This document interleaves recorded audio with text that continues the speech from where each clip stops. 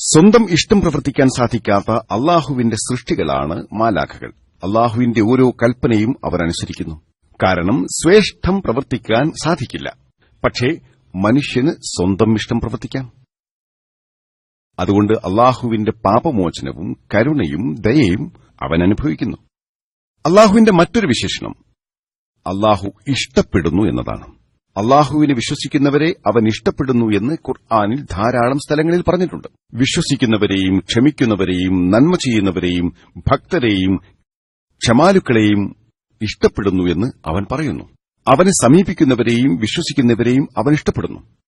3-ാം അധ്യായം ആൽ-ഇംറാൻ 31-ാം വചനത്തിൽ അള്ളാഹു പറയുന്നു, നബിയെ പറയുക, നിങ്ങൾ അള്ളാഹുവിനെ സ്നേഹിക്കുന്നുണ്ടെങ്കിൽ എന്നെ നിങ്ങൾ പിന്തുടരുക.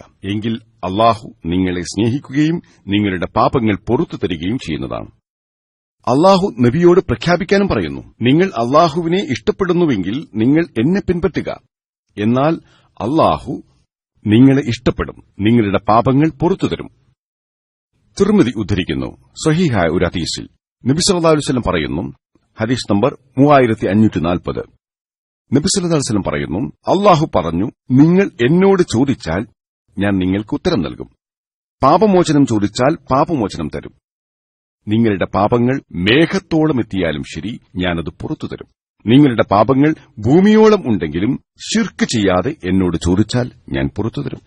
അതായത് എന്ത് തെറ്റ് ചെയ്താലും പാപമോചനം തേടിയാൽ ശിർക്ക് ചെയ്തിട്ടില്ലെങ്കിൽ ഞാൻ പുറത്തുതരും.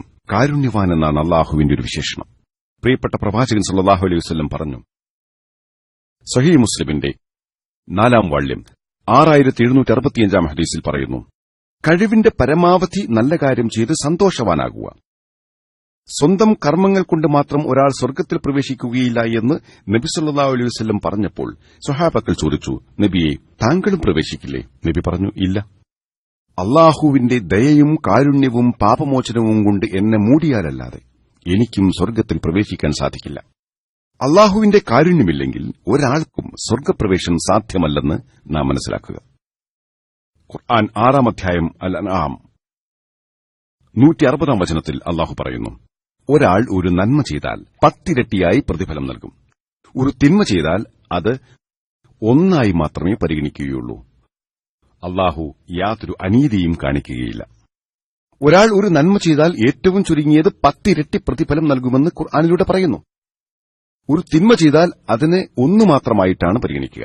അതായത് ഒരു നന്മയെ ഒരു നന്മ മാത്രമായിട്ടാണ് പരിഗണിക്കുന്നത് എങ്കിൽ ഒരാൾക്കും സ്വർഗ്ഗപ്രവേശനം സാധിക്കില്ല.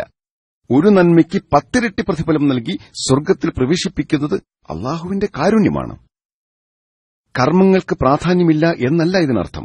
കർമ്മങ്ങൾക്ക് പ്രാധാന്യമുണ്ട്, പക്ഷേ കാരുണ്യത്തിനാണ് കൂടുതൽ പ്രാധാന്യം. അള്ളാഹുവിന്റെ കാരുണ്യമില്ലാതെ സ്വർഗ്ഗത്തിൽ പ്രവേശിക്കാൻ സാധിക്കില്ല. അള്ളാഹു ഇരട്ടിയായി നൽകുകയാണ്. അതിന് കർമ്മങ്ങളുണ്ടാവണം. കർമ്മങ്ങളില്ലാതെ 10 ലക്ഷം ഇരട്ടി നൽകുമെന്ന് പറഞ്ഞിട്ടും കാര്യമില്ല. കർമ്മങ്ങൾ പ്രധാനമാണ്. എങ്കിലും അള്ളാഹുവിന്റെ കാരുണ്യമില്ലാതെ ഒരാൾക്കും സ്വർഗ്ഗപ്രവേശനം സാധ്യമല്ല. സ്നേഹം, കാരുണ്യം, ദയ, പാപമോചനം എന്നീ വിശേഷണങ്ങൾ അള്ളാഹുവിനുണ്ട്.